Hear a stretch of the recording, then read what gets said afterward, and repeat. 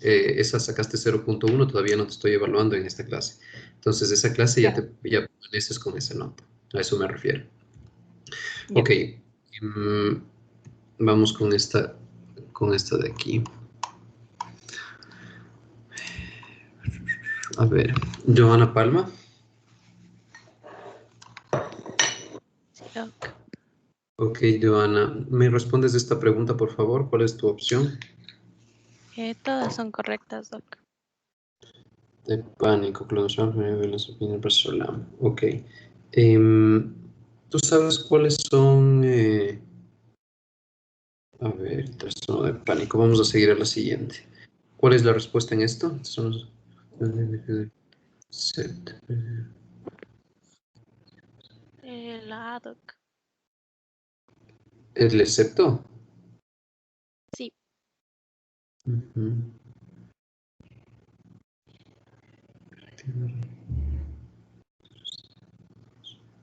¿Por qué razón es esa la incorrecta? Porque era más la hipersensibilidad en los receptores de CO2. Correcto. Ok. Disculpen que todavía no he desayunado, entonces mientras doy clase voy tomando mi café con algo que me pasaron. A ver, ¿tú mismo esta pregunta? 6 meses, Doc. Correcto.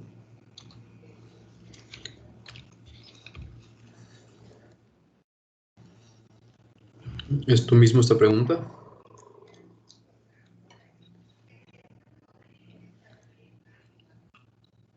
Joana. Es la C. Ujú. Correcto.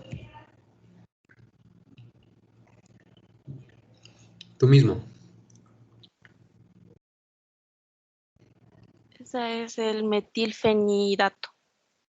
¿Sabes para qué sirve el metilfenidato? Creo que era para el trastorno obsesivo compulsivo. No, era para el trastorno de déficit de atención con hiperactividad. Correcto. Ok. Respondiste bien esas preguntas, Joana, me alegra. A ver, Sofía Riera, por favor. Sí, Doc. Ok, vamos. Quiero que me digas, yo voy a nombrar un tipo de trastorno y tú me dices de forma como resumida em, cómo se presenta este paciente. Puedes decirme ya sea los criterios o ya sea la forma de presentación, cómo estaría el paciente, ¿ok? Te agradezco mucho. Ay, sí, estamos mucho, creo, pero bueno. Ya, gracias. Ok. Comencemos entonces, por favor, con ¿cuál voy a preguntar a ti? Vamos por el trastorno por estrés agudo. Ok. Cuéntame un poco, ¿cómo se presenta esto, Sofía? El paciente se presenta nervioso, con taquicardia. ¿A eso se refiere, Doc, a los síntomas? Así es. ¿Cómo es la historia de un paciente que viene con, cómo diagnostico un trastorno por estrés agudo? Quiero saber, le veo a este paciente y digo, ok, este paciente parece que tiene trastorno por estrés agudo. Quiero saber cómo se presenta. Taquicárdico, con ansiedad por los sucesos estresantes, con taquipnia, em, em,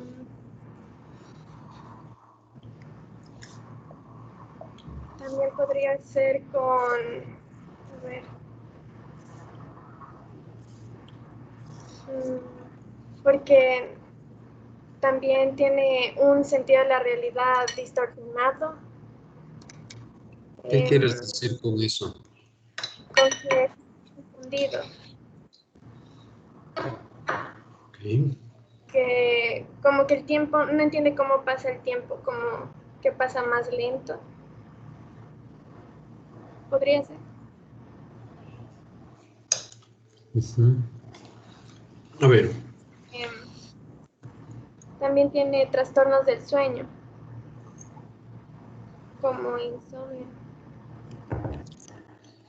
y dificultades para concentrarse, eso es muy común también. ok, Sofía. Los síntomas que me acabas de decir em, no son específicos, no puedo entender. O sea, la primera parte de taquipnia es, no sé, sudoración, esos son como muchos síntomas en generales de ansiedad que se presentan en muchos tipos de trastorno de ansiedad. ¿Qué es lo que te viene diciendo este paciente? ¿Cómo le vemos en la sala? ¿Cómo? No, luego me dijiste confuso. Ok, ¿confuso en qué sentido? ¿Está con alteraciones de la conciencia? ¿A qué te refieres con confuso? No está claro todavía lo que me dice Sofía. No entiendo bien. ¿Algo más que quieras decir? También lo que tenía trastornos del sueño, que podía presentar insomnio. Ok, es insuficiente la respuesta, ¿ok? Mm, vamos por favor con Ana María Zavala. Sí, doctor. Ok, Ana María.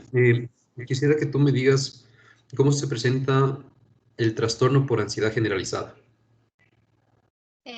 Ya, el trastorno por ansiedad generalizada, primero una, eh, va a sentir una ansiedad o antes de que pasen las cosas. O sea, no ante situaciones específicas, sino o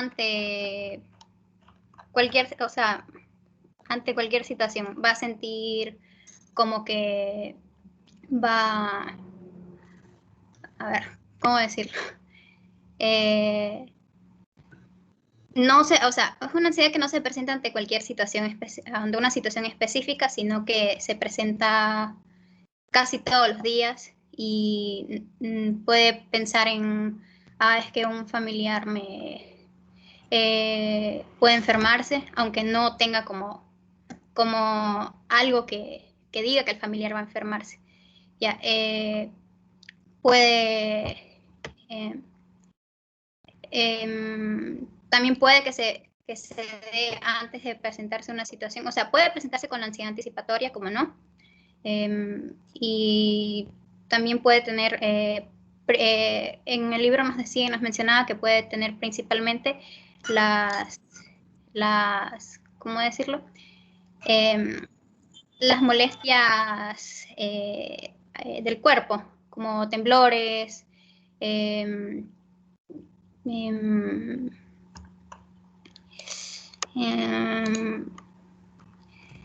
em, también puede sentir mareos, las Ok. molestias epigástricas, como, no sé, diarrea. Ujú. Ya. A ver, estos trastornos suelen ser a pesar de que uno lee los criterios o uno puede tener los criterios, no suele ser tan simple entender realmente cómo es este trastorno, porque asimismo me estás diciendo muchos síntomas, pero no hay como algún tipo de especificidad. Me dices que es una ansiedad que lo que más repetiste fue que es una ansiedad que no se desencadena por algo en específico. Ujú. Ok. Quiero entender un poco más. ¿Qué le pasa a este paciente? ¿Cuánto tiempo está mal? ¿Es episódico? ¿Qué te No, viene a decir a consulta? ¿Por qué vienen las quejas? Quiero un poco más en ese sentido. ya, no es específico porque, o sea, no es episódico en sí, porque si no sería un trastorno de pánico.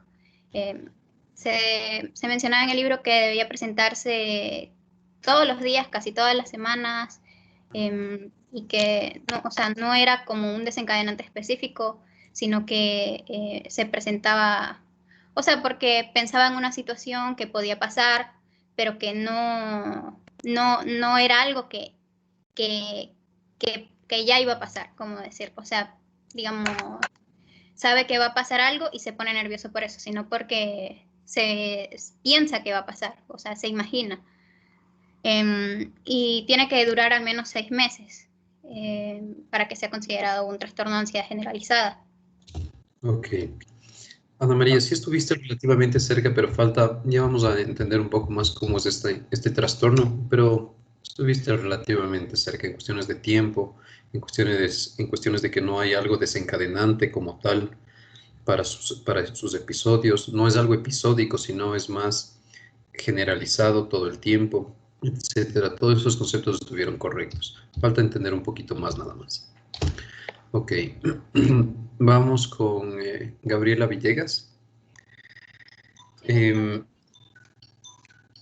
ok, Gabriela, cuéntame por favor cómo se presenta, cuáles son los criterios para el trastorno de pánico.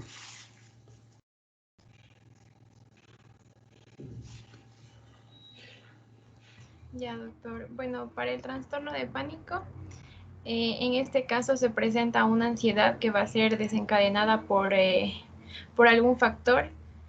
Generalmente es un factor o sea, como situaciones difíciles que van a desencadenar va a tener también síntomas físicos como palpitaciones o taquicardia, también sudoración, disnea, molestias o náuseas. Este trastorno también es, o sea, son episodios, es de episodios en el que, como le dije, va a ser desencadenado por algún factor. ¿Qué más? Este es un episodio que es espontáneo y tiene un comienzo brusco, pero es de leve duración. Ok, vamos a quedar ahí, Gabriel. Andrés, no sé si se dicen Roosevelt o Andrés. Preséntalo, bueno. Trujillo. Roosevelt, está bien. Roosevelt, ok. La misma pregunta, por favor. Quiero saber un poco más del trastorno de pánico. ¿Cómo se presenta? A ver, el trastorno de pánico, aquí se van a dar crisis de pánico repetidas, las cuales van a ser algo inesperadas. En cuanto al tiempo, al menos una de ellas debe ser seguidas durante un mes. Y también tienen que tener síntomas como una inquietud persistente ante ese miedo de tener más crisis, la preocupación por las consecuencias de esas crisis, como por ejemplo perder la cordura, también se presentan con cambios significativos del comportamiento relacionados a esa crisis. Ok, Además de los demás síntomas que son generales de este tipo de trastornos, como sudoración, temblor, disnea. ok. ¿Y está bien, eso es el concepto general del trastorno de pánico. ¿Cómo se presenta una crisis de pánico? Perdón, Doc. Me dijiste de forma general el concepto correcto de trastorno de pánico. Tú me dices que esos son episodios de crisis de pánico repetitivas. Sí. Ok, ahora quiero saber en específico qué es una crisis de pánico. Bueno, las crisis de pánico son episodios de una ansiedad aguda. Necesito saber más. Eh, eh, y bueno, estos van a cursar con miedo, con malestar intensos. Van a tener un inicio súbito y van a aparecer bruscamente. ¿Desencadenados por algo en especial? Em, Tal vez...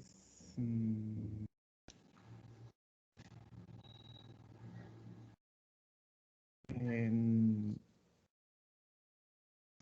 tal vez por la sensación de peligro. Ok, el concepto general de trastorno de pánico lo dijiste relativamente bien, pero ya cuando hablas sobre cómo es una crisis de pánico, hay errores. Por favor, igual tu compañera que habló antes, Gabriela Villegas, no tienen claro y todos deben tener claro que los episodios de pánico no son desencadenados por nada. Son Gabriela dijo el concepto de espontáneo y al mismo tiempo dijo que son desencadenados, tienen causas específicas por qué se desencadenan y eso es contradictorio, no pueden ser espontáneos y desencadenados por causas específicas. Los episodios de pánico por concepto no tienen ninguna causa aparente de lo que les desencadena. Ok. Ok, Daniela Carrera, por favor, ¿está presente? Sí, aquí estoy. Ok, Daniela, cuéntame cómo es la fobia social o trastorno de ansiedad social. Eh, ya, la fobia social en sí va a ser una ansiedad situacional que se va a dar en situaciones como dice la fobia en sociales y generalmente puede ser, por ejemplo, en actuaciones en público, en donde el individuo va a comenzar a tener comportamientos de evitación. Eh, Además decía que un signo frecuente es la ruborización.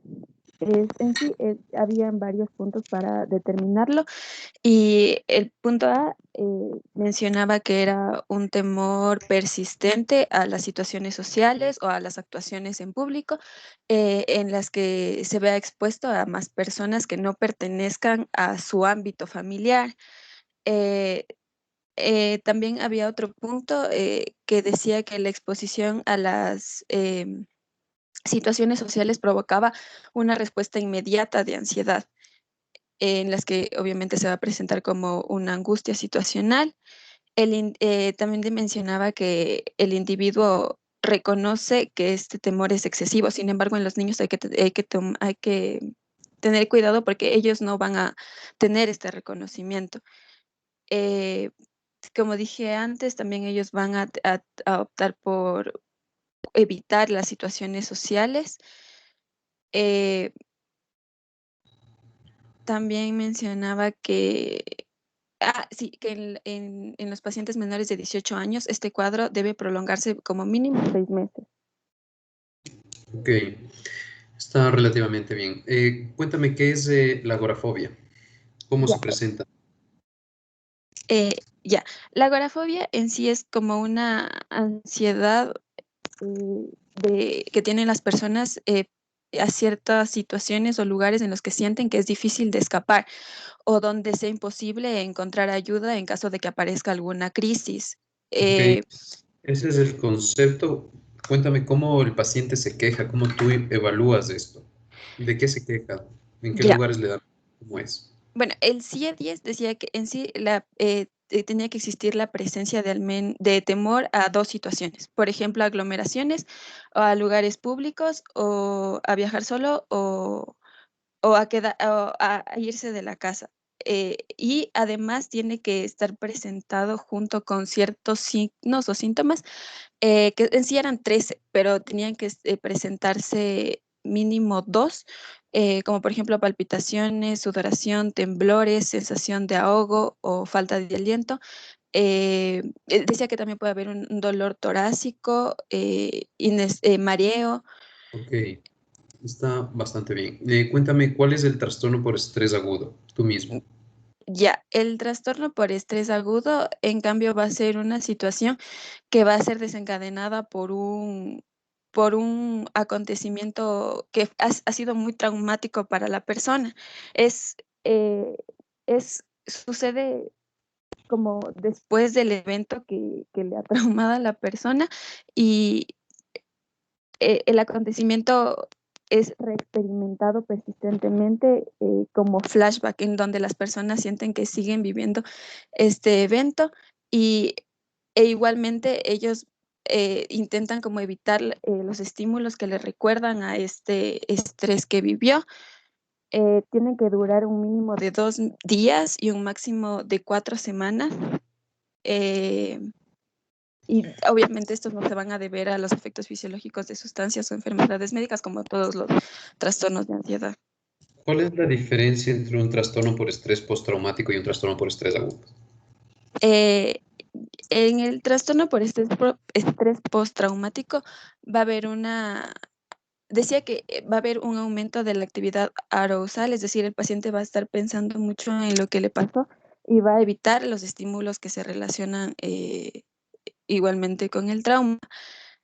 Pero el acontecimiento se puede eh, eh, reexperimentar en más formas, es decir, es como que al paciente le va a estar aturdiendo mucho más tiempo del agudo en sueños o va a tener un malestar más intenso y, y respuestas fisiológicas al exponerse a los estímulos que le generaron el principio.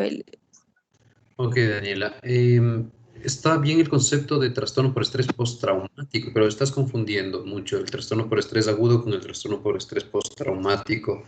Lamentablemente en el DSM-5 ya no hacen casi diferencia entre el trastorno por estrés agudo y el postraumático, exceptuando en cuestiones de tiempo, ¿sí? El postraumático es crónico, el trastorno por estrés agudo, como su nombre lo indica, es en la primera fase. Si eso no mejora, pasa a ser un trastorno por estrés postraumático. Sin embargo, en el DSM-4-TR había bastantes diferencias entre los dos. Y yo vi algunos pacientes con trastorno por estrés agudo y ya vamos a comentar cómo se presentan esas enfermedades, ¿ok? Ok, déjame ver.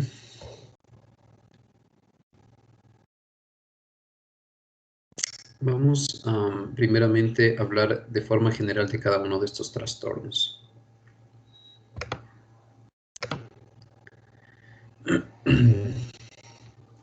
Ok, vamos primero a vernos así y vamos a ir hablando sobre cada uno de estos trastornos. Hay algunas personas que todavía no les he podido preguntar, espero seguir haciendo algunas preguntas. Ok, comencemos por el trastorno por estrés agudo, ¿sí? Yo les doy un ejemplo como un paciente clásico real que vi en emergencia, porque un trastorno por estrés agudo por lo general se ve en emergencia, ¿sí? Eso también tenemos que entender en qué ámbito voy a conocer cada uno de estos casos. Muchas veces son los emergenciólogos o son otros especialistas que primero captan el trastorno por estrés agudo. No es el psiquiatra, tal vez luego le interconsultan. Ok, entonces el paciente que vi con trastorno por estrés agudo fue un caso bastante feo. El pobre señor trabajaba en unos molinos gigantes y estaban en un proceso de limpieza del molino y por alguna razón el molino se activó, ¿sí? Y él trató de ayudar a su compañero que estaba ahí y no pudo y solo vio cómo su compañero se iba en las máquinas del molino, ¿sí? Y murió el amigo y él pudo salvarse, ¿ok? Pero él trató de ayudarle, etcétera, y eso fue el acontecimiento. Entonces, con esto ya podemos entender lo que nos dijo su compañero inicial, su compañero que recientemente habló, que ya no me acuerdo el nombre, ok. En donde dijo un nivel de trauma, un nivel de estrés extremadamente alto, ¿sí? No estamos hablando de cualquier estresor, como dijo, en cambio, la primera chica que trató de describir el trastorno por estrés agudo. No son simplemente estresores. No es que perdiste el año, no es que te dejó una pareja, no es que... No, ¿sí? Un trastorno por estrés agudo ni siquiera se da ante diagnósticos graves, ¿sí? No es, eso se llaman trastornos adaptativos. Cuando a una persona le dicen, tenemos que amputarte la pierna, no sé, estás con cáncer, estás con VIH, que eso como médicos ustedes van a tener que vivir mucho las reacciones de los pacientes. Todo eso se llaman trastornos adaptativos, eso vimos la anterior clase. Si estamos hablando de cuestiones gravísimas, de choques, una persona ve cómo se muere otro ser humano, le disparan, todo ese tipo de cosas traumáticas, eso se relaciona con el trastorno por estrés agudo o el trastorno por estrés postraumático. ¿Ok? Si nosotros no tratamos adecuadamente un trastorno por estrés agudo, va a derivarse posteriormente en un trastorno por estrés postraumático. No todos los trastornos por estrés postraumático pasan por la fase de trastorno por estrés agudo, ¿sí? Hay personas que van a un proceso directo de trastorno por estrés postraumático. Perdón. El trastorno por estrés agudo, lo que sí dijo correcto su compañera inicialmente fue que hay cierto grado de confusión. pero no hay que tomarlo como tal, la palabra confusión, porque es demasiado general. Hay tendencias a la despersonalización, a la desrealización, ¿ok? Que eso se puede confundir como confusional, porque la persona, al momento que yo le veo, no está seguro que quién es él, se siente extraño, como que es otra persona, siente extraña las circunstancias de alrededor, eso se llama desrealización, como que es irreal, como que está viviendo un sueño, por un lado. El otro tema confusional y cognitivo importante es pérdida de memoria de los eventos traumáticos, ¿sí? Entonces se le pregunta a la persona, cuénteme, ¿en qué pasa? ¿En qué le ayudamos? Y en realidad él estaba con mutismo, ¿no? Que también puede formar parte de la primera fase del trastorno por estrés agudo. Entonces se le preguntaba y no emitía ninguna palabra. Solo te veía a los ojos y no sabía, o sea, eso, pero un nivel un poquito más bajo de trastorno por estrés agudo sería que te diga, no sé qué pasó, no sé qué hago aquí, ayúdenme. Esas cosas podrías esperar de un trastorno por estrés agudo, ¿ok? Entonces, obviamente, esta persona puede presentar los síntomas generales de trastornos de ansiedad, taquicardia, taquipnia, sudoración, etcétera, pero ya son cosas inespecíficas. Entendamos el concepto de cómo se presenta un paciente para nosotros llegar a un diagnóstico. Pueden leer en el libro esto, pero si no entienden cómo se presenta, no van a poder ustedes diagnosticar adecuadamente cuando vengan esos casos. ¿Ok? Entonces, por eso ahora estamos tratando de explicar cómo se presentaría un trastorno por estrés agudo. Ok, vamos a pasar al trastorno por estrés postraumático para ya tener un poco más claro esta diferenciación. El trastorno por estrés agudo, si bien puede en la parte posterior tener miedo a estar en el lugar donde sucedió el evento traumático, no es como en el trastorno por estrés postraumático que todo el tiempo está con reminiscencias, con pensamientos repetitivos sobre lo que sucedió. Uno es tener pensamientos repetitivos sobre lo que sucedió y otros son flashbacks. Los flashbacks es que le vengan imágenes de lo que él vio a su mente. ¿Sí? Obviamente no son alucinaciones, parecería cuando digo que le vengan imágenes, parecerían alucinaciones, no, sino que son memorias muy nítidas de lo que pasó. Si este paciente pasa a un trastorno por estrés postraumático, ¿qué es lo que se le vendría a veces cuando él está tranquilamente con su familia, en el trabajo, manejando? Se le viene la imagen de su amigo aplastado en el molino, la sangre, etcétera, ¿sí? Y eso de forma repetitiva, ¿okay? Eso de forma repetitiva. En el trastorno por estrés postraumático también el problema se da en que durante la noche el paciente tiene pesadillas en relación a este tema. Entonces, pesadillas repetitivas, pensamientos repetitivos y obviamente tendencia a evitar estar en donde sucedió el problema. Son ansiedades evitativas para no tener que revivir con mayor intensidad lo sucedido. Vamos a suponer que una persona vivió un choque muy grave en un bus que se dirigía todos los días. Era una persona que vivía en Manabí y tenía que viajar, estudiante de medicina, y tenía que viajar todos los cada 2 fines de semana a Manabí para ver a su familia. Pero lamentablemente en uno de esos accidentes hubo tremendo, vio decapitados, vio esto. Entonces, Ana María Gualatuña. Ok, entonces en ese caso las circunstancias evitativas es, ya no puedo viajar, lo siento, ya no puedo irme a Manabí, ya me quedo aquí en Quito, ya no voy a ir, ¿sí? Y esas son las variables que uno tiene que ir trabajando para que no se modifique mucho su vida, ¿okay? Ese es el trastorno por estrés postraumático.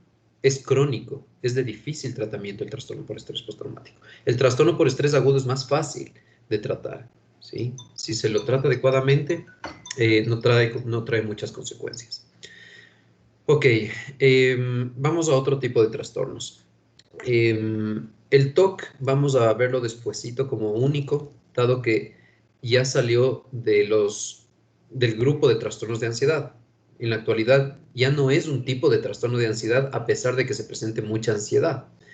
Es un grupo solito. Ahora se denomina trastornos TOC y derivados o asociados, en donde hay otro grupo de trastornos relacionados con el TOC, pero ya no es considerado un trastorno de ansiedad. Está en un grupo solito por la gran importancia de esta enfermedad. Ok, entonces pasamos a otro tipo de trastorno. La fobia social. La fobia social, bastante simple. Casi todos, muy pocos, no tienen un cierto grado de miedo social. ¿Ok?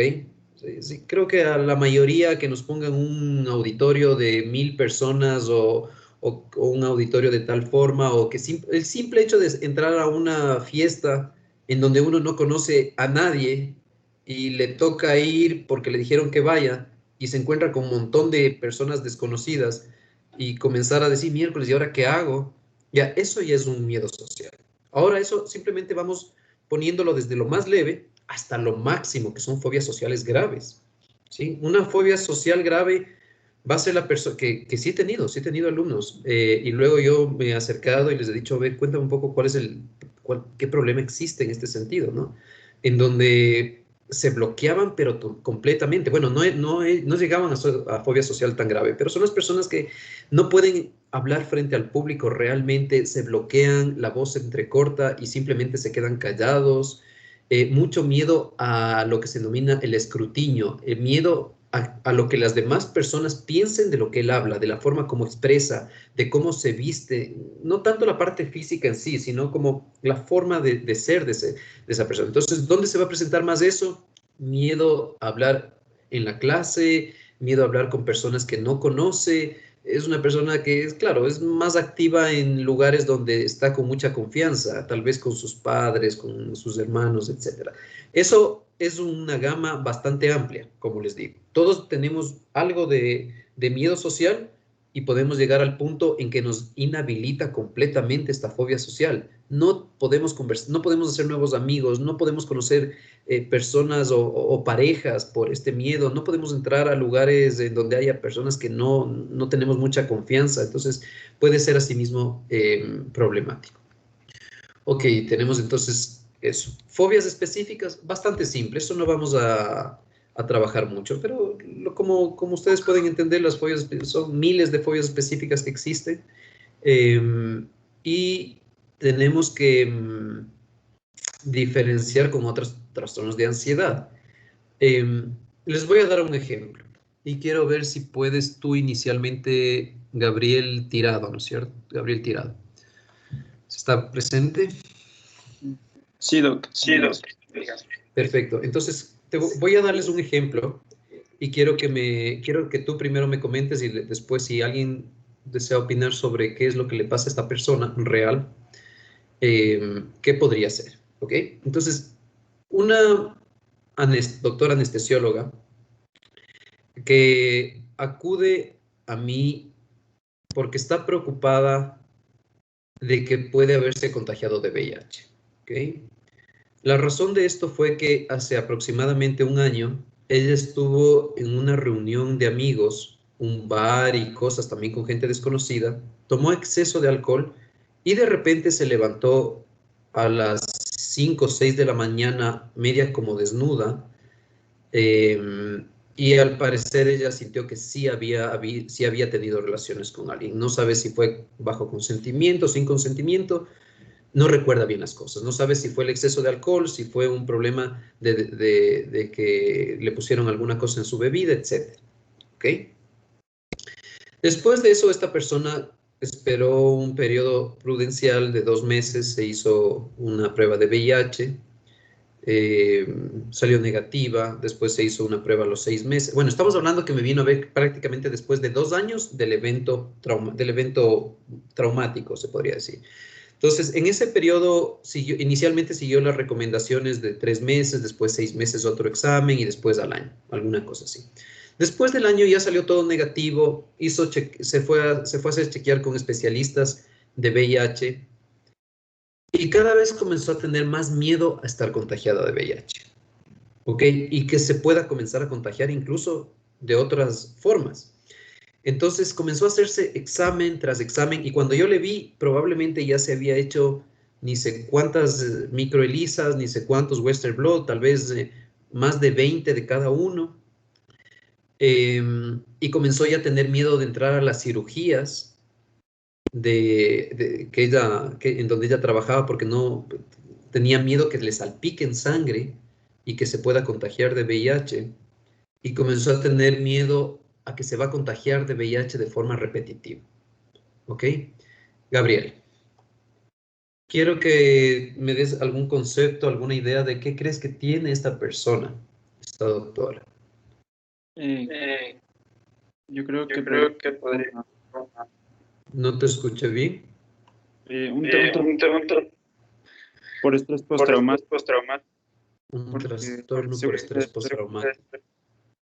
Ok. No sé si escucha. Algo te escuché, sí, de un trastorno por estrés postraumático, Gabriel. Quiero que me hagas más preguntas si tienes dudas para llegar a un diagnóstico certero. ¿Qué más quisieras saber sobre esta persona para llegar a un diagnóstico más concreto?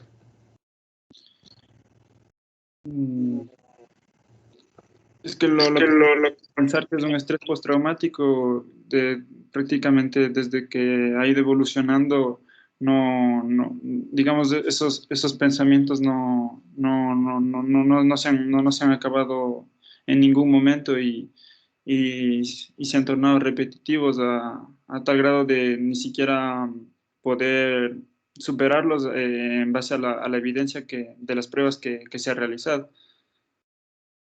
¿Quieres ver posibilidades de otras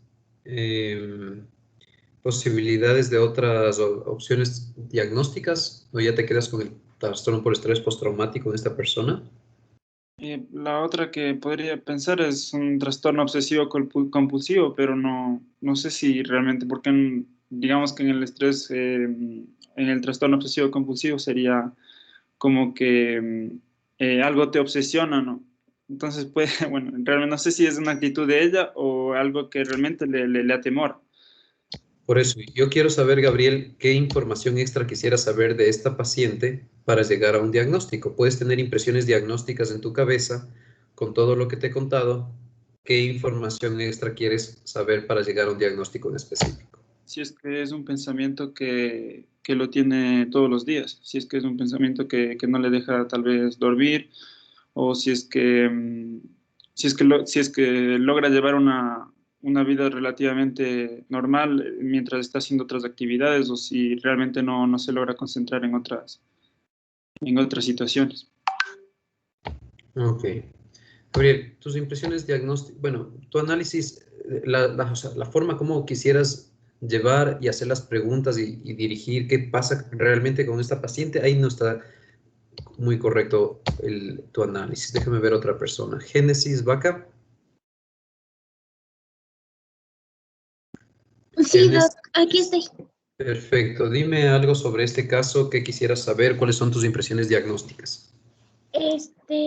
Bueno, yo creo que no sería un caso de estrés postraumático porque primero la paciente no recuerda totalmente el hecho, o sea, ni siquiera no es que no lo recuerde, sino que no sabe si sucedió. Segundo, no tiene episodios nocturnos con esto y tampoco es como un recuerdo de una experiencia violenta que ella haya tenido, porque en sí no es un recuerdo. Entonces, tal vez puede... Un momento, Génesis. Sí, Un momento. Gabriel, entiende ese punto. No puede ser un trastorno por estrés postraumático por lo que dice Génesis, es correcto. No podemos, no tiene ningún criterio, no es que está recordando el probable abuso, no es que en su mente está, me abusaron de mí, estoy recordando esa noche frecuentemente, no puedo dormir porque estoy recordando, no, es un miedo a contagiarse de VIH y en el primer año era relativamente un miedo normal que cualquier persona puede tener. Entonces, no tiene ningún criterio para trastorno por estrés postraumático. Continúa tu análisis, Génesis. Ya, creo que tampoco podría ser un trastorno de estrés crónico porque no hablamos como de una situación específica que ella haya vivido. Entonces, tal vez podría tratarse de ¿Me podría dar opciones de diagnóstico o no? Más que eso, quisiera saber, Génesis, si tú tienes como alguna idea, qué información extra quisieras saber para para llegar a determinar ese probable diagnóstico que puedas tener en tu mente, porque es eso importante. Tú recibes cierto grado de información y tienes que ir haciendo preguntas para saber en dónde tú te localizas más. Y ya, entonces, Piensa piensa en una impresión diagnóstica, en algo que te pueda llamar la atención y guíate un poco por ese lado haciendo preguntas con respecto a eso. o sea, se supone que el miedo constante que tiene la persona es el miedo a tener VIH, pero luego con lo que usted dijo de que tenía miedo de que le salpiquen de sangre y todo eso, entonces su miedo constante sería contagiarse de VIH. Entonces, no sé, tal vez podría tratarse de un trastorno obsesivo compulsivo, o sea, porque tiene un miedo permanente del contagio. Ok. ¿Cuál es la diferencia entre quiero entender un poco sobre por qué no es cuál es la diferencia en este caso de una fobia a un trastorno obsesivo compulsivo? ¿Por qué tú consideras primeramente, vamos, Génesis, por qué crees que es un trastorno obsesivo compulsivo y cómo podrías tener más claro esto? Bueno, primero yo creo que no se trataría de una fobia porque no es algo con lo que ella esté, no es, o sea, bueno, no sé cómo explicar esa parte. Bueno, considero que es un trastorno obsesivo compulsivo porque es un miedo permanente que ella tiene a realizar cierto tipo de acciones que le pueden llevar a algo. Entonces, por ejemplo, el hecho de que ella se esté realizando permanentemente las pruebas, es como que algo que calma en ella la sensación de que está contagiada o de que puede estarse contagiando por situaciones que no tendrían ningún tipo de relación o situaciones que no tienen nada que ver, como el hecho de que le salpiquen sangre. ¿Tú sí sabes lo que es insight de enfermedad, Génesis? No, doc. Ok, insight de enfermedad, Génesis es conciencia de enfermedad. Insight es tener la capacidad de saber si lo que uno tiene es una enfermedad, si es exagerado. ¿Te acuerdas lo que en algún momento en la primera clase hablábamos del egodistonismo, del egosintonismo? Que en el concepto, por ejemplo, Génesis, vamos por este lado. ¿Tú sabes la diferencia entre un delirio y una obsesión? Es que el delirio distorsiona totalmente la realidad, que el delirio puede ser momentáneo, en cambio la obsesión es algo permanente y es algo, o sea, es con un tema específico que tenga la persona. ¿Alguien sabe el concepto la diferenciación entre delirio y obsesión, por favor? Cualquier persona. Déjame ver quién alzó. Sara, ¿era? Sí, doc, Sarela. Sarela, ok, por favor. Yo entendía que el delirio era como la idea falsa, pero que el paciente no era consciente de que eso era falso. En cambio, la obsesión es un pensamiento que ya el paciente se da cuenta que es muy repetitivo y llega a interferir en su propio llevar del día a día, porque el paciente sabe que eso, o sea, que eso está siendo muy como un pensamiento intruso para él, pero él se da cuenta de eso.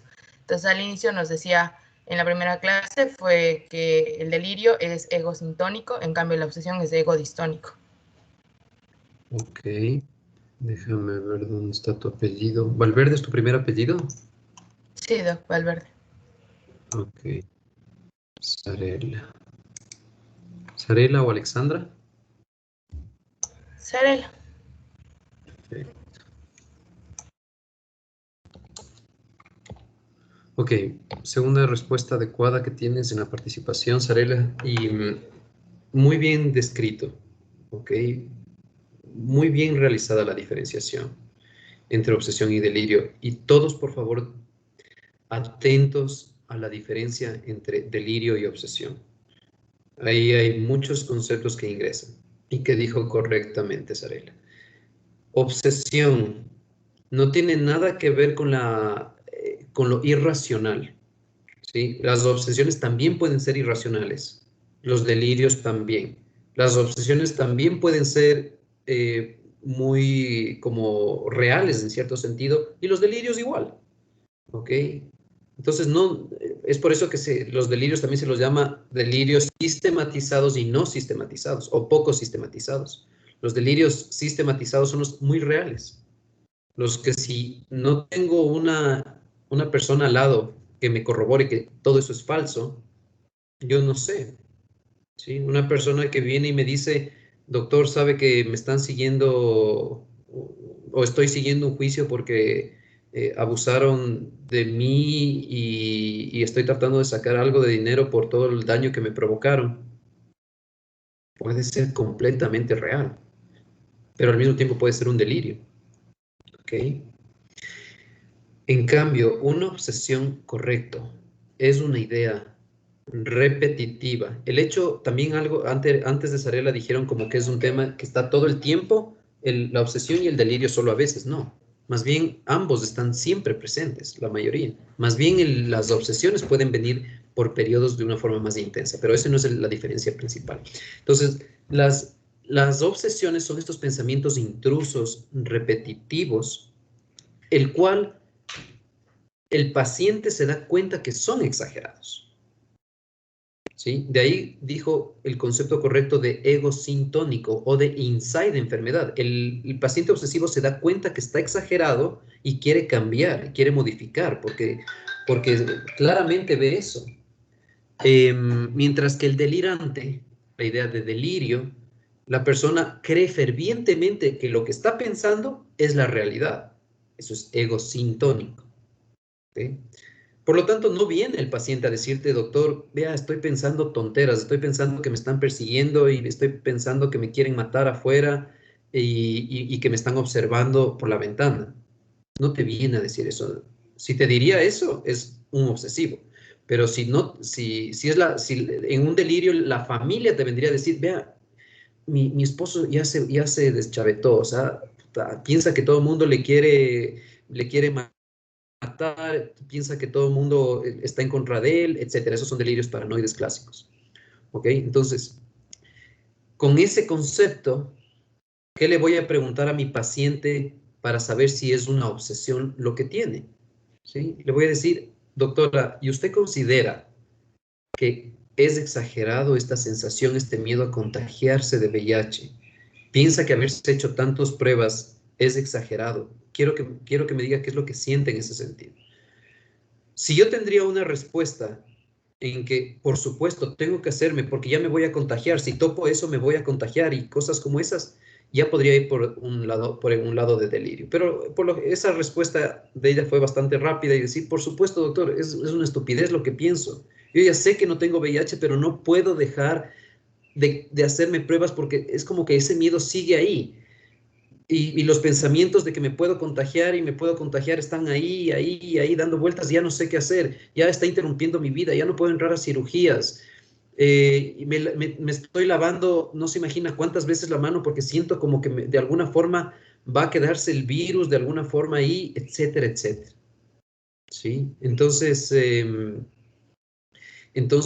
esta persona obviamente tiene un diagnóstico de un TOC, un trastorno obsesivo compulsivo. La obsesión principal, contaminación de VIH por el virus, la compulsión, que puede ser un pensamiento o una respuesta motriz o comportamental, es la realización de pruebas, la evitación de conductas, la lavada de manos, etcétera. ¿Ok? Entonces, en el caso de esta persona es un TOC, un trastorno obsesivo compulsivo. ¿Sí? Entonces, para la próxima vez no quiero que en este grupo no sepan la diferencia clara entre un delirio y una obsesión. ¿Sí?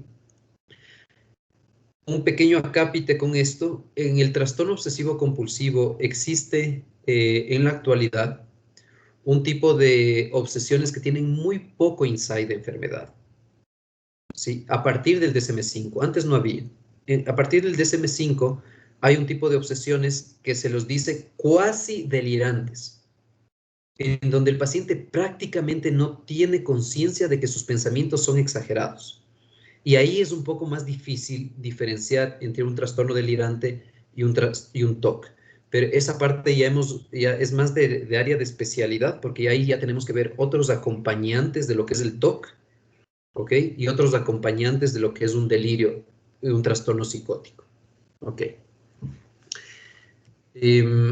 Vamos a otra enfermedad, asimismo de los conceptos. Hemos visto fobia social, fobias específicas, ya topamos el TOC.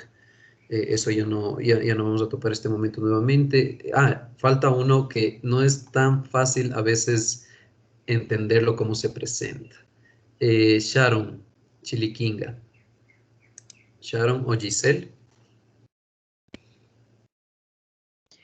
Doc, ella me dijo que estaba conectada, pero que se conectó desde su celular y que no servía su micrófono.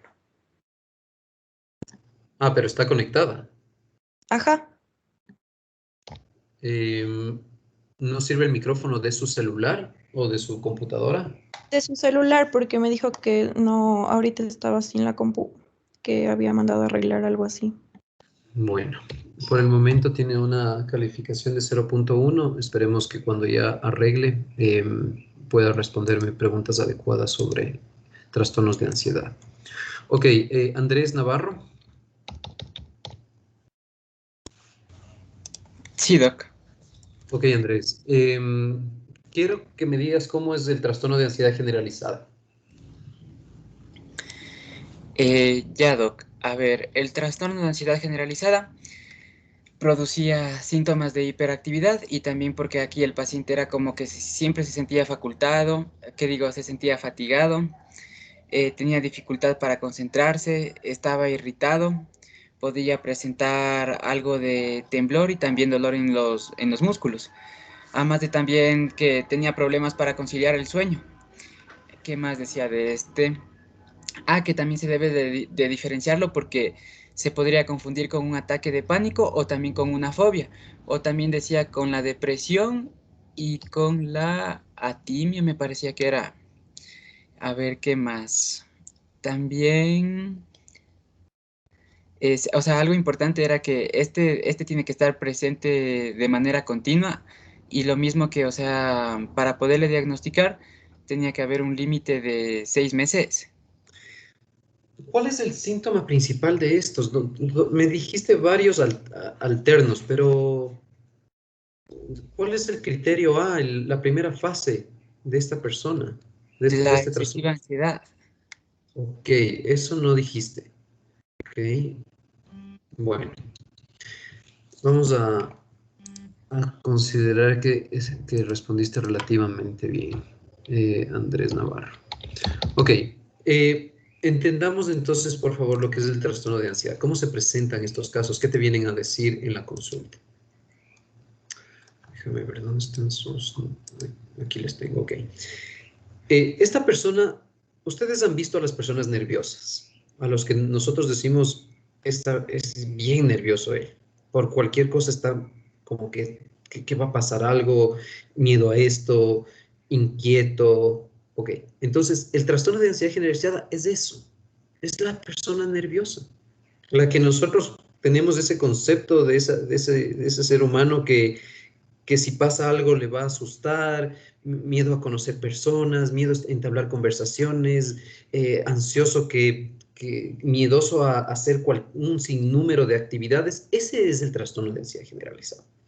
No se presenta con cuestiones fuertes, a pesar de que se podría, en casos que ya van empeorando en su trastorno de ansiedad generalizada, podría llegar a presentar episodios de pánico dentro de su trastorno de ansiedad generalizada, no es lo principal. Dije trastornos de pánico, episodios de pánico. Trastorno de pánico es diferente a episodios de pánico, ¿no? El episodio de pánico se puede presentar en muchas enfermedades. En la fobia específica, clásicamente se suele presentar episodios de pánico. La única diferencia es que no tiene un solo concepto de episodio de pánico. El episodio de pánico como tal no tiene desencadenante, ¿sí? Mientras que en la fobia social puede presentar toda la sintomatología de un episodio de pánico, pero hay desencadenante. ¿Ok? En el trastorno de ansiedad generalizada, el nervioso a veces se puede presentar en cuestiones tan fuertes que no puede soportarlo y le viene su sensación de episodio de pánico. ¿Ok? Entonces, el trastorno de ansiedad generalizada es una persona que siempre ha sido nervioso, eso de mínimo 6 meses. Uno ve en estos casos que son años que la persona ha sido así, pero que a veces va empeorando su nivel de nerviosismo y de ansiedad. ¿Ok? Ese es Es el concepto general de trastorno de ansiedad generalizada, que en los criterios te hablan sobre inquietud continua, ansiedad continua, una persona que está siempre ansiosa va a estar con tensión muscular, dolores, molestias, todo eso es el trastorno por ansiedad generalizada, ¿ok?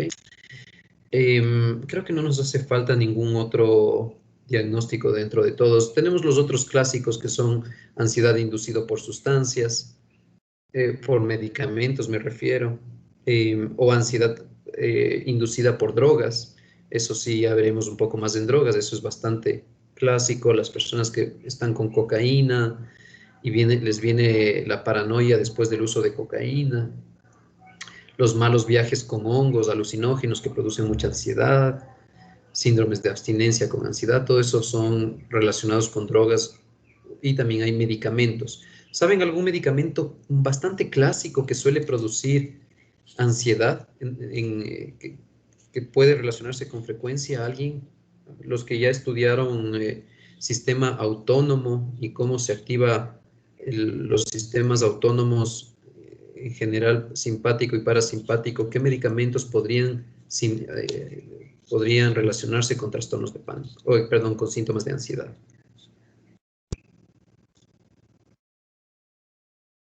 ¿Alguien? ¿Medicamentos que puedan relacionarse con síntomas de ansiedad? Ok, les doy una idea. Todos los medicamentos prosimpáticos, ¿sí?, que estimulen el simpático o que bloqueen el parasimpático podrían relacionarse con episodios, con síntomas de ansiedad. ¿Sí? Si nosotros le estimulamos al simpático, ¿qué vamos a provocar? Taquicardia, sudoración, tal vez un poquito de temblor, todas esas sensaciones te puede estimular el simpático. Entonces, beta bloqueantes, ¿sí? Beta adrenérgicos. ¿No? Beta bloqueantes sería lo contrario.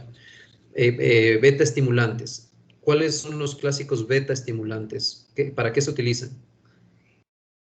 Nadie. Ok. Beta estimulantes son los clásicos broncodilatadores. El salbutamol y todos estos son medicamentos que al momento de hacer los PUB ayudan con el bloqueo, con beta estimulación a nivel bronquial para abrir los bronquios. Entonces, personas que consumen los beta bloqueantes pueden producir eso, pueden producir ansiedad. La adrenalina, por favor, todos los derivados de adrenalina, la pseudoefedrina. ¿Sí saben en qué se utiliza la pseudoefedrina clásicamente? ¿En qué medicamentos? Nadie tampoco. La Anthony, ¿en qué se utiliza la pseudoefedrina? Por ejemplo, puede estar combinada con cetiricina para el tratamiento de la rinitis alérgica, porque es un vasoconstrictor de la raíz para evitar la secreción Más que mucosa. la rinitis alérgica son los antigripales. Muchos antigripales clásicos no es lo recomendable realmente. Ustedes saben que los antigripales se los debería consumir solo en casos en donde uno tenga que hacer algo y esté con mucha gripe y tenga que presentarse en una entrevista, en el trabajo, lo que sea, solo para que no te dé ese momento síntomas. Para eso sirven los antigripales, ¿sí? De ahí jamás nosotros como médicos deberíamos recetar antigripales, ¿ok? Bueno, podría ser antihistamínicos, que es diferente para algunos síntomas, pero la pseudoefedrina es un vasoconstrictor. Lo que produce la pseudoefedrina en los antigripales es una disminución de la rinorrea que se encuentra en estos estados gripales. Pero asimismo, la pseudoefedrina derivado de la noradrenalina puede producir síntomas de ansiedad, ¿ok? Entre muchos otros. Ok, vamos a presentar un poco las diapositivas. Doc, una pregunta. ¿Cuál es la diferencia entre nosofobia y... ¿cómo se llama? Y... hipocondria?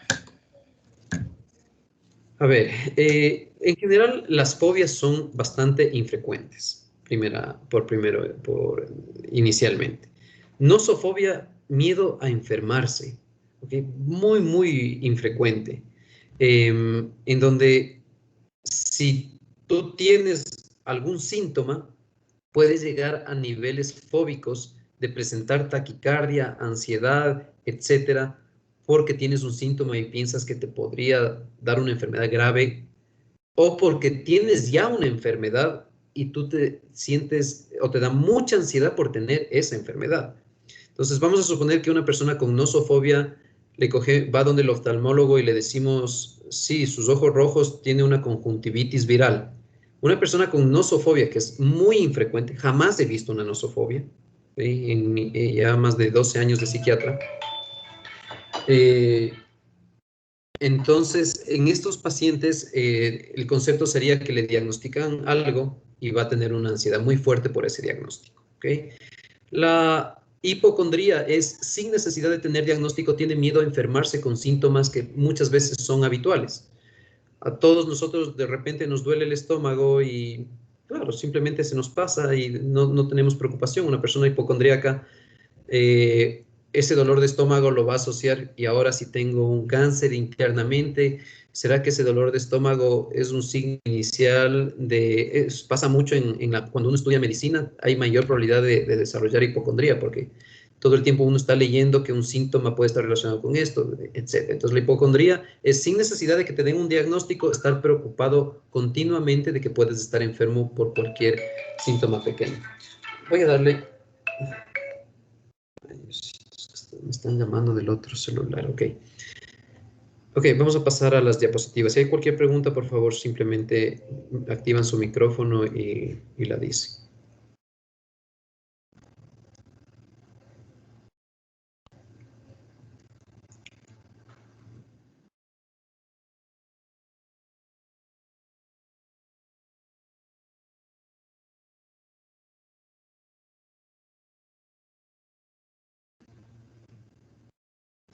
Ok.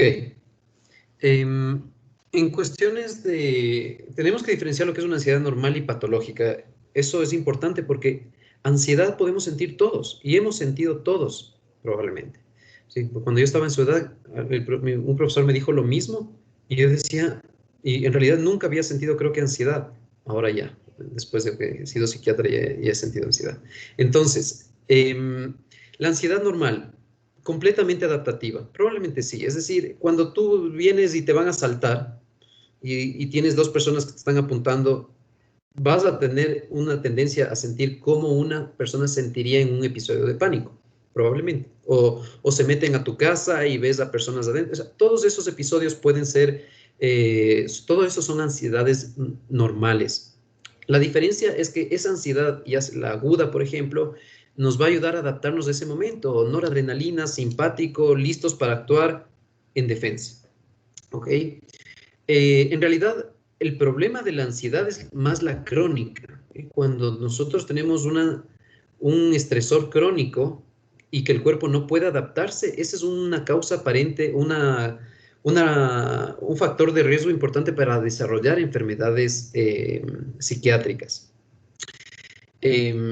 ¿Qué podemos, por ejemplo, dar un ejemplo en eso? Ok, los dolores crónicos. ¿Sí?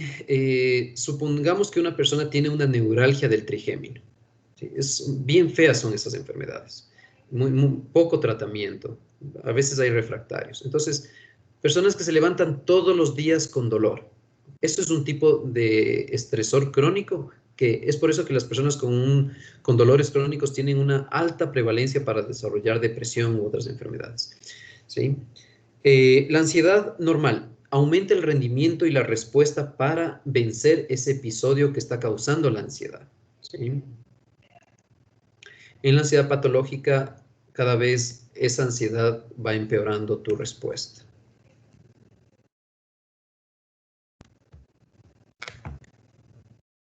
Un momentito que no se me cambian las diapositivas desde mi computadora. Creo que se bloquearon de alguna forma. Voy a dejar de presentar para ver si se reactivan. A ver. No, acá ya parece que estamos mejor. Va a tocar poner desde acá. Ok. ¿Cuáles son las áreas neurobiológicas relacionadas con esto? El GABA A en especial, en donde actúan las benzodiazepinas como uno de los tratamientos para los trastornos de ansiedad. Las benzodiazepinas son utilizadas más como medicamentos paliativos. No te ayudan en nada en las bases de un trastorno de ansiedad, pero en cambio son súper efectivas y se las debe usar porque en las primeras fases o en las fases agudas de trastornos de ansiedad ayudan mucho realmente. En pocos casos, los tratamientos con benzodiazepinas se los debe hacer de forma crónica. ¿Okay? Muchas personas que ya no responden a las primeras líneas de antidepresivos que se da para trastornos de ansiedad como primera línea, se les puede dar benzodiazepinas de forma crónica. Vamos a pasar esto de la parte GABAérgica. Bueno, tenemos ahí el locus ceruleus como núcleo productor de adrenalina, de noradrenalina. Y aquí entra la segunda área, ¿no? Por un lado es el sistema GABAérgico como hipótesis diagnósticas. La segunda área de hipótesis diagnósticas se refiere al sistema adrenérgico, beta adrenérgico en general, en donde está todo lo relacionado con el simpático y el parasimpático, y sabemos que toda la estimulación adrenérgica va a tener una mayor probabilidad de producir síntomas de ansiedad. Ahí tenemos un ejemplo de un antagonista alfa-2 que produce una crisis en el 50% de pacientes. El receptor alfa-2 parecería que algo está mal, porque en realidad deberíamos estimular, si estimulamos los receptores alfa, debería producir episodios de pánico. ¿Por qué en este caso, al antagonizar los receptores alfa-2, se presenta crisis? Ahí habría una contradicción. La razón es porque el receptor alfa-2 en realidad es un autorreceptor adrenérgico, el cual al momento de estimularse bloquea el sistema adrenérgico. Eso vimos en neurotransmisión. Ok, tenemos los agonistas beta adrenérgicos como el isoproterenol, que presenta asimismo crisis. Vamos a ver. A ver, ¿dónde estamos acá?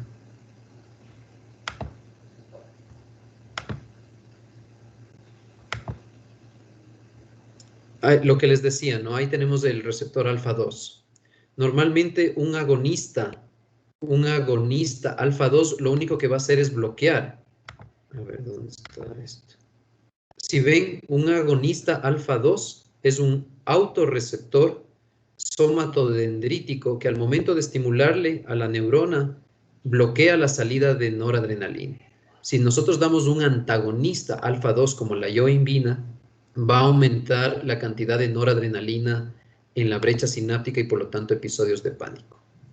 Los agonistas beta-adrenérgicos, eso ya habíamos hablado, estos son los broncodilatadores clásicamente. Sí.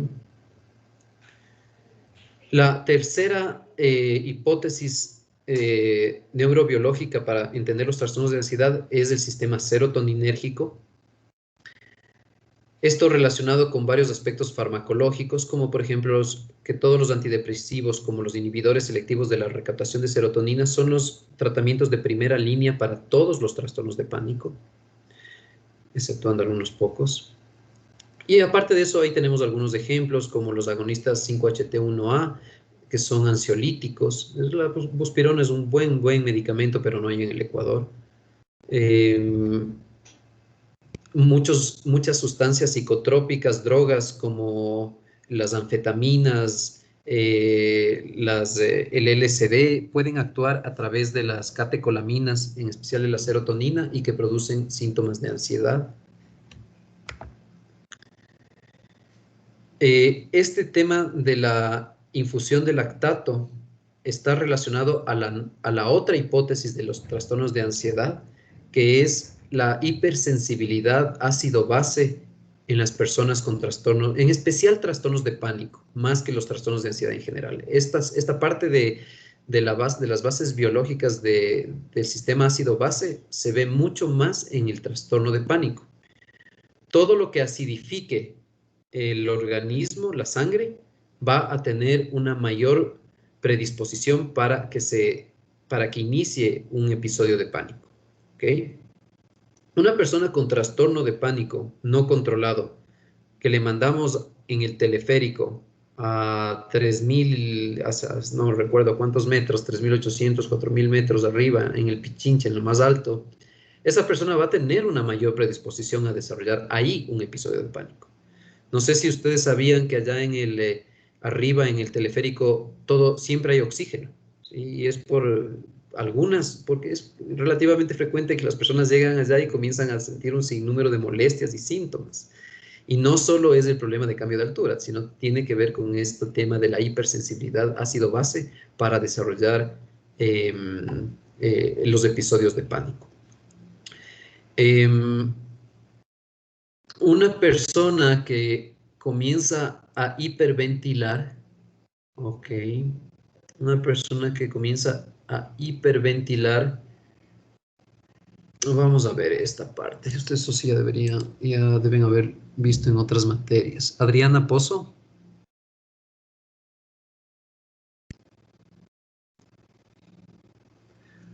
Adriana Pozo. Está sin...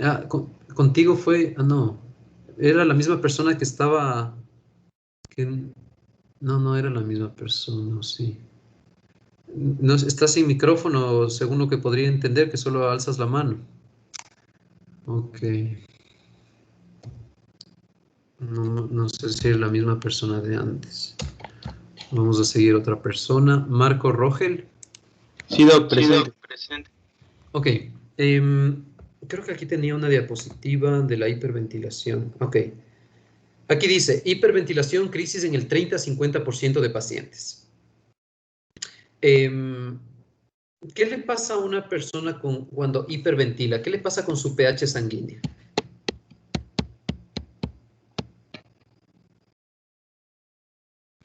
Doc. Te escucho. ¿Me escucha, Doc? Sí, Marco, te escucho. ¿Qué le pasa a una persona cuando hiperventila con su pH sanguíneo? El pH se alcaliniza, es decir, aumenta el pH. Ok, se alcaliniza, muy bien.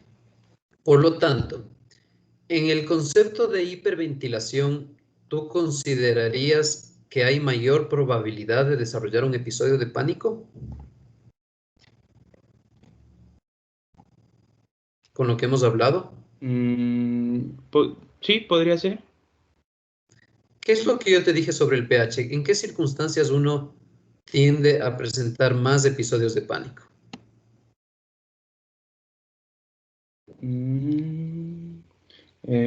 No, Doc. Usted dijo que era cuando estaba ácido el pH, parece. ¿Qué me dijo? Entonces, en este caso, pues cuando el pH está aumentado no sería un desencadenante para que dé una crisis de ansiedad. Cuando una persona está hiperventilando. Ok. Exacto. Ahora, ¿por qué las personas con episodios de pánico hiperventilan, crees tú? Porque las personas están con episodios de pánico y comienzan a tener una taquimia importante. ¿Tienes alguna idea? ¿Cómo, Doc? ¿Me podría repetir? Lo que pasa es que... Algunas personas, los episodios de pánico se acompañan con hiperventilación, ¿sí? Entonces, ¿tienes alguna idea de por qué sucede esta hiperventilación en las personas que atraviesan un episodio de pánico? Quizás porque, tratan de compensar y sacan el CO2. Ok. En cierto sentido, sí. Recuerden lo que había la primera pregunta de una hipersensibilidad de los receptores O2, o de oxígeno, y que nuestra compañera dijo, esa es la incorrecta porque la hipersensibilidad es de los receptores de CO2. ¿Sí? Entonces, estas personas tienden a tener hipersensibilidad de los receptores CO2, Y cuando levemente baja el pH, eso significaría en varios aspectos que el CO2 aumenta, ¿no es cierto? Una persona normal sin hipersensibilidad de esto lo compensa rápidamente con los buffers orgánicos de fosfato, de anhidrasa carbónica, etc. Mientras que una persona con hipersensibilidad del CO2, cuando hay un leve cambio, de repente van a comenzar a hiperventilar, ¿sí? Lamentablemente, esta hiperventilación, a pesar de que trata de corregir esa sensación de CO2, ya es un desencadenante para un inicio de un episodio de pánico. No en sí la hiperventilación desde el punto de vista orgánico, sino del significado de hiperventilación. Para una persona que comienza a hiperventilar, ya el cerebro lo toma como ansiedad y se desencadena el pánico. Entendamos, de ahí es que viene este concepto que es un poquito erróneo. Hiperventilación parecería que la hiperventilación en sí provoca crisis en el 30-50% de pacientes, pero no es directamente, sino que la hiperventilación es una respuesta demasiado rápida, inadecuada en personas que tienen una hipersensibilidad de los receptores de CO2. De ahí que personas con trastornos de pánico que van a la playa dicen, me fue bastante bien, casi no tuve episodios de pánico.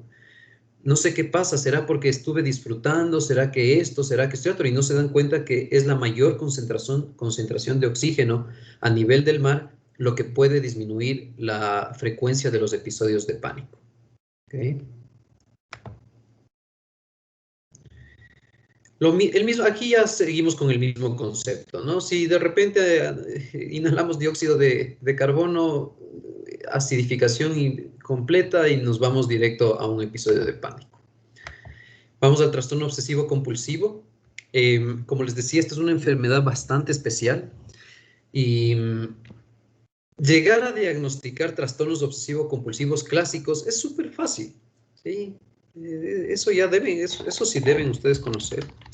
Los clásicos que limpian en exceso, los clásicos que se lavan las manos 30 veces o que se demoran en la ducha 1 hora y media, 2 horas, o que tienen que cambiar de jabón, o que no pueden pisar líneas, o que tienen que ordenar excesivamente las cosas, etc. ¿Okay? Eso es relativamente simple. Pero hay lamentablemente otros trastornos de obsesivo compulsivos que son de difícil diagnóstico por el concepto como se presentan. Antes de pasar a los casos un poquito más difíciles, solo quiero recordarles que no es lo mismo un trastorno de personalidad obsesivo compulsivo que un TOC, que un trastorno obsesivo compulsivo. El trastorno de personalidad son las clásicas, que en esta clase seguro hay algunos, porque hay una alta prevalencia, de personas que son con tendencias perfeccionistas cuando hacen sus cosas. ¿Sí? Suelen ser buenos estudiantes, suelen ser buenos trabajadores, etc. ¿Ok? Porque hacen muy minuciosamente las cosas. Los resúmenes súper bien, los de esto súper bien, lamentablemente estas personas con tendencias perfeccionistas no son muy buenos para trabajar en grupo, pero en realidad es porque no cumplen sus expectativas. ¿Ok? Entonces las personas que preferirían en un grupo decir, vean, yo hago todo, ya no se preocupen. Ustedes simplemente estudien para la presentación lo que les toque, pero yo hago todo. Yo hago las diapositivas, yo hago el trabajo, yo hago eso. Porque claro, cuando se envía por diferentes lados, las personas con tendencias perfeccionistas, les es imposible soportar una falta ortográfica o les es imposible soportar un cambio de letra y cosas de esas, ¿sí? Entonces, no son muy buenos para trabajar en grupo las personas con un trastorno de personalidad obsesivo. No son muy buenos para soportar vivir con otras personas, parejas en especial, cuando tienen que adaptarse a que deja de tal forma las cosas, riega las cosas, no ordena las cosas como uno está, como esa estructura que uno tiene en la cabeza. Las personas con trastorno de personalidad obsesivo tienden a estar pensando frecuentemente en cosas repetitivas, como, no sé, al momento de manejar el auto, ver que por qué esa persona hace tal otra, o porque es como que son muy temáticos en diferentes puntos de la vida. Esas son las personalidades con trastornos, perdón, esas son las personalidades obsesivas, muy amplias. no tienen un punto específico, como en el TOC. El TOC es muy específico. El TOC es el que me tengo que lavar 20 veces la mano, tengo que arreglar esto, tengo que poner mis camisetas por marca, por color y por estructura, a pesar que a veces eso también puede pasar en las personalidades, pero entendamos que en el TOC son más específicos y más intensos esta forma de actuar. ¿Ok? Compulsiones, comunicaciones absurdas. Ahí está claro el segundo punto, ¿no? El sujeto reconoce las obsesiones y las compulsiones como irracionales y absurdas. Veamos qué más hay aquí. Ya sabemos el concepto de obsesión, es un trastorno del pensamiento, es una idea repetitiva, intrusa, que no puede ser controlada con la voluntad. Este pensamiento obsesivo hace que la persona tenga respuestas compulsivas para poder controlar este pensamiento obsesivo. ¿Okay? Entonces, hay muchos tipos de ideas, son infinitas, ¿no? Son infinitas los pensamientos o las ideas que se podrían presentar como obsesivas. Ahí tenemos algunas: religiosas, moral, pureza, protección, orden, simetría, precisión, que también será completud, debe estar mal, referente al paso del tiempo, etc. A lo que me voy es que así como las ideas son infinitas, la presentación de un TOC puede ser infinito. Y mientras más infrecuente es, más difícil es el diagnóstico. Vamos a suponer un ejemplo de difícil diagnóstico. Traumatólogo que no puede dejar de traicionar a su esposa, o bueno, no creo que estaba casado, a sus parejas, y no puede dejar de tener relaciones íntimas con cualquier mujer que puede conocer, ¿sí? Lamentablemente no le ayudaba porque aparte sí era pinta, era un traumatólogo, creo que argentino, alguna cosa así, que trabajaba aquí en Ecuador. Bueno, mejor no digo ni muchas especificaciones porque tampoco es que tengamos tantos traumatólogos argentinos en el Ecuador. Entonces, tenía relaciones con pacientes, ¿sí? Y cuando, claro, pasó por muchos especialistas y le decían, o sea, ya es cuestión de tu comportamiento, o sea, ya no, eso no se trata, eso tienes que ser con voluntad, te podemos bajar la libido con algunas cosas, pero no. Entonces, al momento de la evaluación, el pensamiento obsesivo era ese, el tener relaciones íntimas. Y él se daba cuenta que era exagerado, él se daba cuenta que no le permitía tener una relación estable, que perdía a sus parejas que amaba, que no podía casarse, etcétera, etcétera. Y aparte de todos los temas legales que ya fueron posteriormente por las demandas de acoso sexual de pacientes, ¿sí? Entonces ya era un problema grave en esta persona. Ahí vino el concepto de que él tenía un pensamiento obsesivo sobre el hecho de tener que tener relaciones sexuales con las personas que están cerca de él y que no se sentía bien hasta que eso no sucedía, ¿sí? Y él tenía muy claro que eso era una idea absurda, que era exagerada, pero que no sabía cómo controlarla. La compulsión era el acto sexual, ¿sí? Entonces, no es tan fácil llegar a ese concepto de TOC en esos casos, y entre otros hay muchos, y luego se dieron dosis muy altas y tratamientos adecuados y mejoró bastante, ¿sí? Mejoró bastante.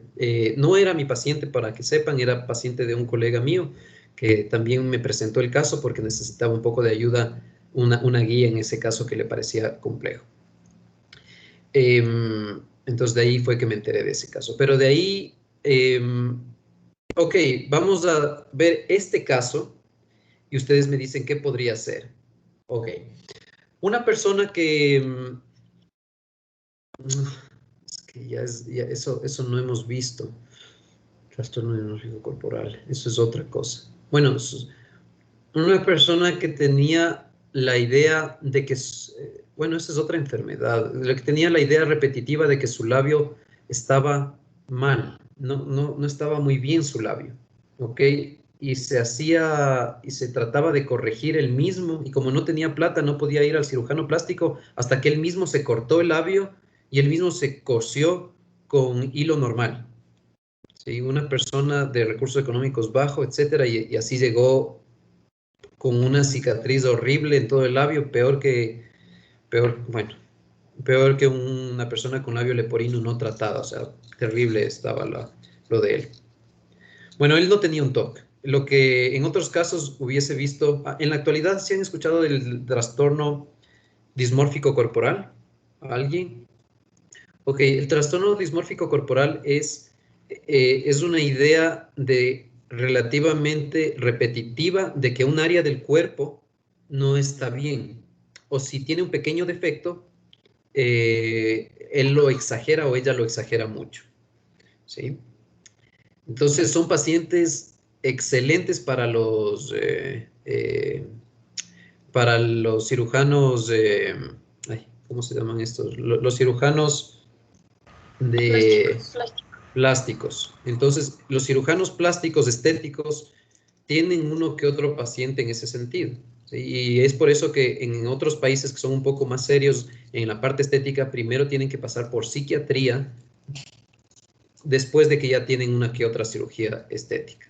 ¿Okay? Entonces, hay pacientes que van 10 operaciones quirúrgicas estéticas en una misma área. Entonces, en la actualidad, el trastorno dismórfico corporal es considerado un TOC, es considerado una variable de TOC, un trastorno obsesivo compulsivo, en el DSM-5. Antes era considerado trastorno somatomorfo, en la actualidad es un tipo de TOC, el trastorno dismórfico corporal.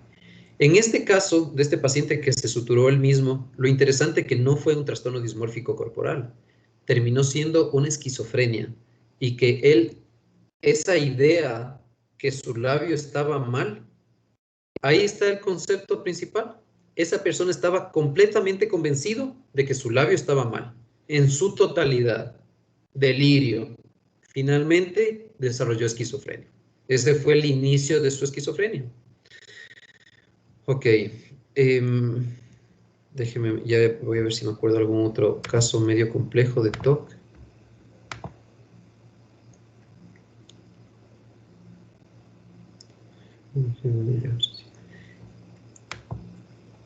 Algunos ejemplos ahí, obsesiones sobre temas relacionados con la contaminación, eso es bastante simple, miedo a la enfermedad, lo que le pasaba eso a la traumatóloga. Comprobación continua que si no realiza, genera un pensamiento catastrófico. Esto es también bastante frecuente, personas que tienen que estar chequeando, bueno, hay otros que se llaman de seguridad, de chequeo y rechequeo, que son las personas que tienen que estar chequeando que las ventanas estén bien cerradas, la hornilla de la cocina bien cerrada, la persona que se olvida que tiene que estar chequeando que su flash memory o que su trabajo abre y cierra su mochila 5 veces, es una tendencia obsesiva, a pesar de que en las personas con personalidad obsesiva compulsiva también se puede dar cierto grado de chequeo y rechequeo, ¿sí? Para estar, entre comillas, completamente seguro de que algo está ahí. Necesidades de orden, eso bastante frecuente, pensamientos improductivos. No siempre los pensamientos obsesivos tienen una respuesta compulsiva acorde. ¿Qué significa esto? Acorde es, pienso en que algo está contaminado y sucio, por lo tanto me lavo las manos. Eso es acorde. Pero otras cosas que no son acordes al pensamiento obsesivo es, por ejemplo,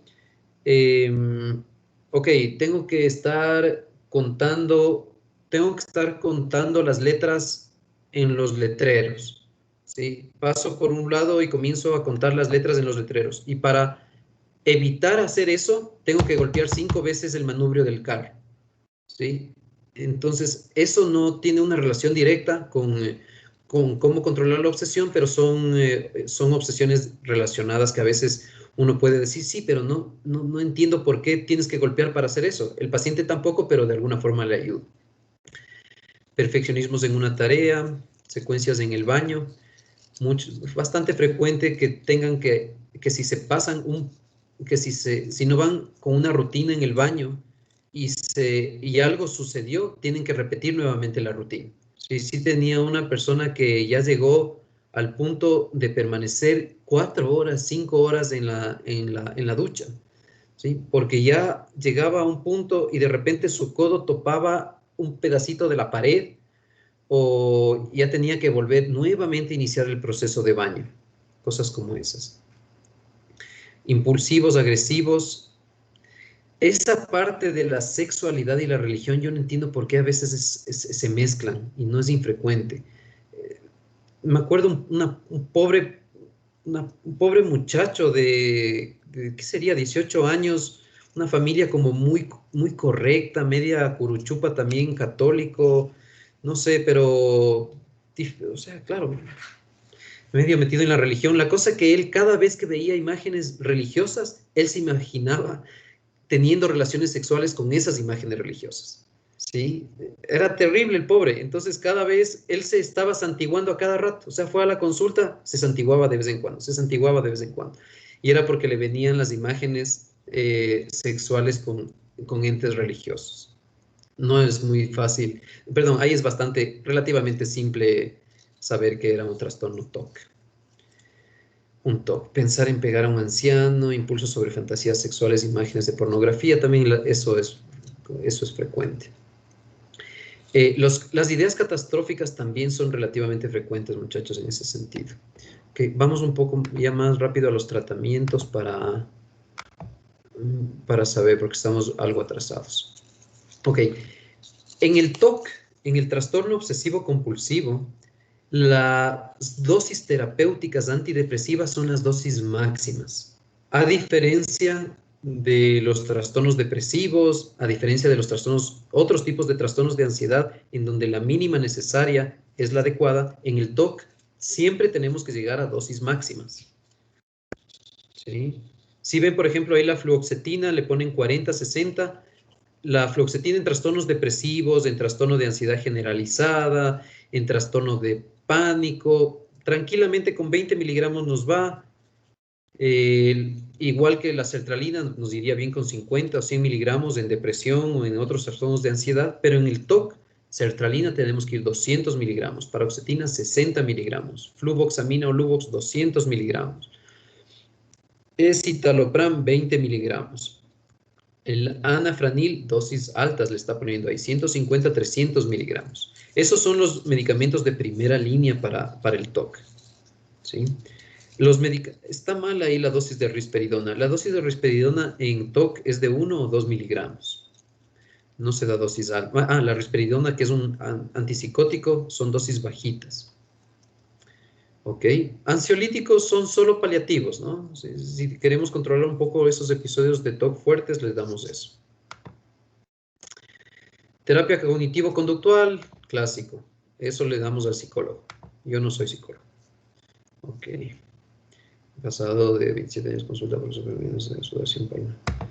Ya no sé qué será ese caso.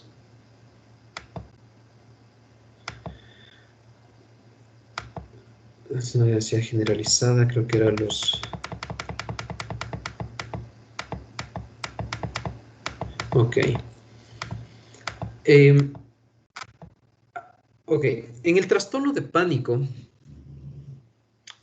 muchas personas con trastornos de pánicos crónicos te vienen y te dicen, a mí me da miedo, el episodio de pánico me está desencadenando porque estoy tomando mucho café, porque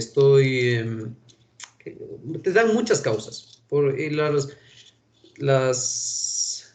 tal comida, tal situación, una pelea, eso me está produciendo episodios de pánico. Y en realidad a eso se da porque las personas siempre quieren buscar una causa aparente del episodio de pánico. Entonces asocian en que estuvieron comiendo tal cosa, estuvieron en tal pelea, estuvieron en tal situación y piensan que les va a dar si se vuelve a repetir esa situación. De ahí viene el concepto de ansiedad anticipatoria. ¿Sí conocen ese concepto, ansiedad anticipatoria? Marco Rogel, no, ¿ya me respondiste algo, Marco? Sí, Doc, sí le respondí. ¿Qué te pregunté a ti? Hace ratito fue de lo del pH de la hipertensión. Ya me acordé. Ok, respondiste más o menos. Veamos si sabes qué es ansiedad anticipatoria.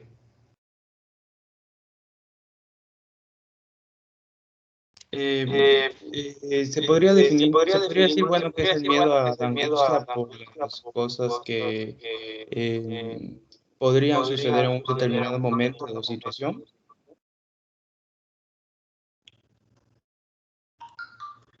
Puede ser, por ejemplo, tener miedo antes de hacer una presentación en la universidad o antes de, digamos, empezar una relación. Ok, bueno, más o menos eso está mejor. Es la base. ¿Sí han escuchado de todo lo que hablan del mindfulness y del aquí y el ahora y ese tipo de cosas? Esos conceptos nacen de la ansiedad anticipatoria, en que una persona está ansiosa antes de que venga la situación en donde realmente deben estar ansiosos. Hasta cierto sentido es normal, ¿no? Porque la mente nos juega mal en ese sentido. Si tenemos un examen problemático que no hemos estudiado o que tenemos que sacar una buena nota para pasar el año, vamos a pasar con ansiedad durante algunos días esperando ese momento. Hasta cierto sentido se podría decir que eso es normal, pero en los trastornos de ansiedad eso es bastante frecuente. Entonces, una persona que tiene fobia a volar, 3 días antes de ir al aeropuerto ya va a estar con sudoración, ansioso y decir qué va a pasar, y peor antes de subirse al avión. ¿Ok? En el avión lo único que pasó es que ya el doctor le dio su benzodiazepina y está dormidazo y ya no tiene los episodios de ansiedad. Entonces, esta se llama ansiedad anticipatoria. El trastorno de pánico tiene ansiedad anticipatoria, piensa que le va a dar el episodio de pánico y ya comienza a sentir angustia. Y muchas personas confunden el diagnóstico con otros trastornos de ansiedad, que son más crónicos, que son una ansiedad más continua, dado que no parece que vienen como episódicos, pero es por esta ansiedad anticipatoria que se presenta. Veamos si falta alguien por... tenemos una sola persona extra. Stephanie Cuello. Sí, Doc. Creo que a ti no te he preguntado durante todas las clases. No. Ok, sí, solo faltas tú, Stephanie, que haga una participación por lo menos. Ok, déjame ver qué te pregunto.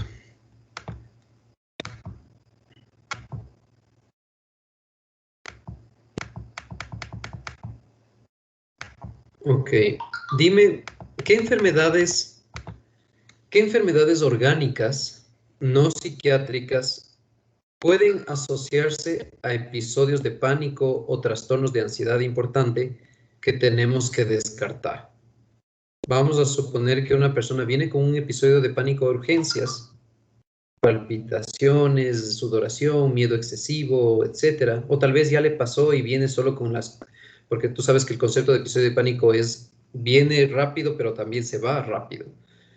Pero igual va a urgencias, eso es bastante frecuente. Tú le recibes, ¿qué descarto en las personas? Clásico, mujer de 30 años de edad, viene con esa causa, ese motivo de consulta a urgencias. ¿Qué otras cosas podrían haber provocado eso?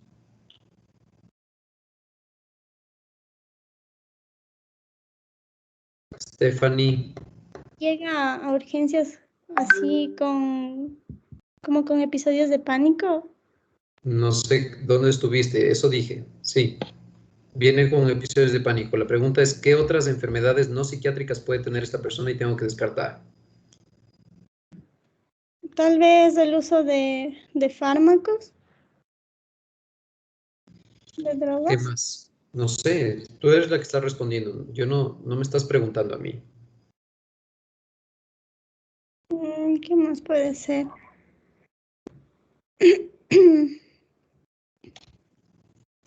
Tal vez el hiperparatiroidismo.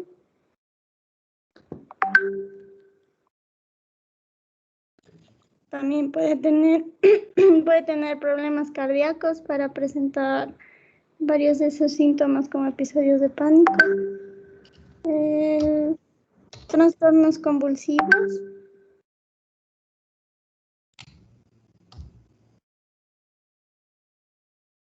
Ok, Stephanie. Bueno, falta mejorar tus respuestas. Karen Criollo. Sí, Karen, por favor, la misma pregunta ¿Qué enfermedades nomás podrías tú rápidamente tener que descartar ahí en esos pacientes? Podemos tener en cuenta personas que tengan una disfunción respiratoria. También pacientes igual con disfunciones noradrenérgicas. Enfermedades, diagnósticos, que tú sepas. ¿Qué enfermedades tengo que pensar y descartar ahí en emergencias?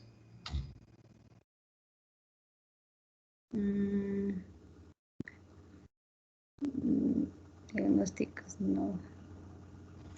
A ver, entonces me dices enfermedades respiratorias, enfermedades noradrenérgicas. ¿Cuáles? Donde existan disfunciones noradrenérgicas. ¿Cuáles?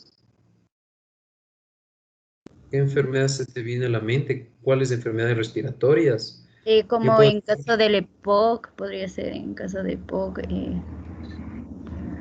También. Sí.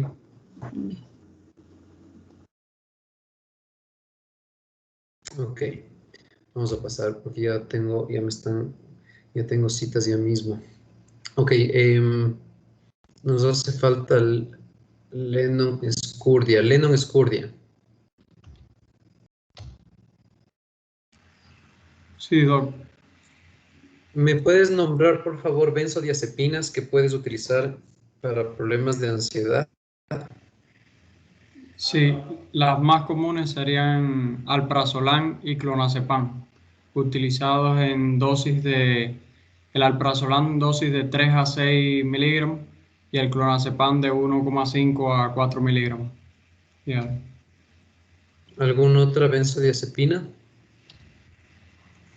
Sí, además de esas dos, bueno, lorazepam también se utiliza, pero dice que tiene como menos efectividad. Creo que es que de la vida media del alprazolam y el clonazepam es de vida, en la clasificación queda en vida media, entonces se utilizan más por eso. He escuchado diazepam también, pero entonces dice que es en caso solamente de urgencia y bueno porque es vía oral. Ok, bueno, dijiste bien los nombres, pero las dosis son incorrectas, entonces eso, por favor, para que cheques. Listo, muchachos, entonces vamos a dejar esta vez ya las cosas ahí. Nos vamos a ver la próxima semana, ya les cargo, si no están las diapositivas de la siguiente clase, que no estoy seguro cuál nos toca, no sé si ya vieron ustedes. ¿Cuáles son los temas? Déjenme ver si les bajo un segundito. Nos toca esquizofrenia. Eso es un buen tema. La próxima clase son todos los trastornos psicóticos. Ok. No sé si hay alguna duda extra, algo más que quieran comentar. ¿Preguntas? Doc, yo tengo una pregunta. Con respecto a lo que dijo que en la ansiedad anticipada, que justamente aquí se tomaba en cuenta todas estas terapias de mindfulness y todo esto, realmente sí dan frutos y buenos resultados. ¿Se ha evidenciado? No hay evidencia en que un trastorno de ansiedad, 11:51, déjenme ver si el paciente está a las 12 de la mañana.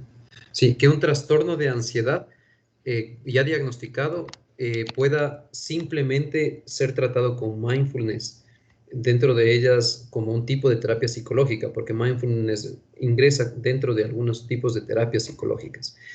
Por lo tanto, se suele recomendar que si una persona sigue el mindfulness, debe ser tratado también por un área de psicología, y en la mayoría de casos también con el área de psiquiatría, es decir, con la parte farmacológica. El mindfulness puede ayudar mucho, y todas estas terapias relacionadas de coaching y terapias pueden ayudar mucho en todo lo que significa problemas de ansiedad, problemas de comportamiento, sin que lleguen estos a ser un trastorno de ansiedad. Es diferente tener una fobia social, un trastorno de pánico en tal sentido, a ser una persona que tiene dificultades ansiosas por problemas que atraviesa, por dificultades de cómo decidir adecuadamente en su trabajo, en su familia, en su vida. Si estamos con ese tipo de personas, puede ir muy bien estas terapias alternativas, pero si ya son diagnósticos específicos, entonces la evidencia no nos demuestra una buena respuesta. ¿Okay? ¿Alguna otra pregunta? Ok, muchachos, entonces ya tengo paciente en 8 minutos y tengo que hacer un montón de cosas antes de eso. Nos vemos la próxima semana con esquizofrenia y todos los trastornos psicóticos. Gracias. Chao, muchachos. Gracias, Doc. Gracias, Doc. Gracias, doctor.